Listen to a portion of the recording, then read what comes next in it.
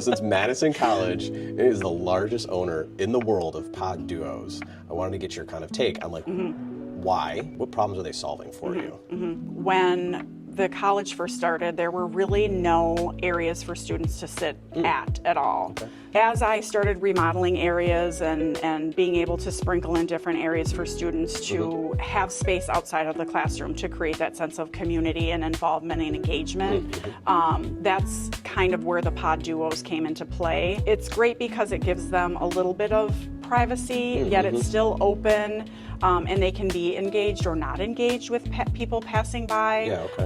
Or oftentimes they will meet a group of students, you know, and it's sort of like almost a mini destination. People are doing all kinds of things at them. I see one person at them, up to 4 people in these. So interesting. It really has helped create that feeling of community and engagement and involvement, and solves that to give students that kind of, you know, space to be in. And that's why I've purchased so many and why we are the, you know, have the largest owner of them, because in the world. Right, because they work so well. So when I did the first few, it was like, okay, let's just like with anything I'm doing, you know, see how it works, see how it's received. And it was just, you know, phenomenal. It was like when I had the first few, like you could see people like coming up to, you know, coming down the hall, like hoping they were empty, and then they're like, oh, you know, there's none that are empty. Even again, staff and faculty are, you know, sitting in them. It's just, it's great. You know, if they weren't meeting with a student, there's all kinds of uses. You have a lot of duos, you have a few, the single versions, but it's been pretty much duos that you order. Like what's the rationale between the two? Over one versus the other? Yeah. Usually I'll just, if I'm in kind of a space crunch, I'll just use the single. Okay. If I typically go towards the duos, just because I've seen a lot of even people working solo.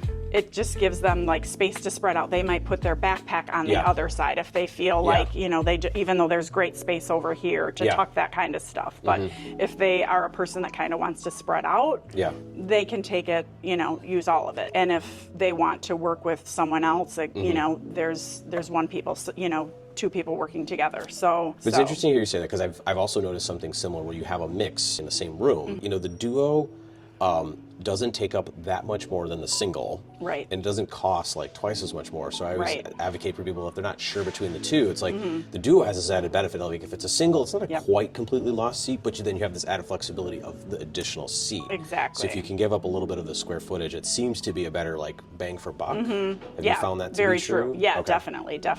And it seems like they're wearing well. I know we've walked around and a lot of them seem to be in study spaces, but there are some by food areas. You know, we can do a lot to make sure the structure stays intact. I mean, the fabric plays a big role in that, but you haven't had to do any reupholsteries yet on them? Okay, that's interesting. Nothing. And like, there's no like unusual areas of hidden things. I mean, there's the nice spot for the backpacks or whatever here along the side, but there's nothing that like gets caught anywhere. Yeah, they're like so durable. I bought a lot of furniture in my time here. To say that I've never had any issues with these is, you know, kind of thinking about it now that, you know, you mentioned that is pretty amazing. It's kind of crazy how they've just fit, you know, a need so well, and they're just flexible, and, you know, the height is just right. Like, it's really a super sweet spot.